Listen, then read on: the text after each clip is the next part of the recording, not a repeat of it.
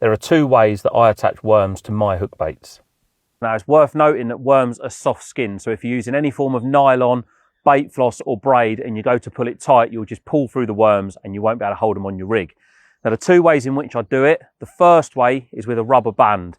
These are normally the small or micro bands that match anglers would use, and I simply loop to loop one of those on the back of a micro hook ring swivel and put a bit of plastic corn over it to eventually lock them in place. And what I do is open up the band and sort of feed the worms in, so you're not chopping them, you're leaving them whole, but then when you're pulling the piece of plastic corn down, you're locking the band off tight and the worms can't wriggle out of the band.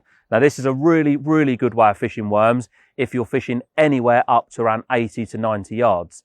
The other way in which I do it is I use marker elastic as opposed to bait floss to attach them. And I simply concertina one worm down each side of the pole elastic, tie a series of overhand loops.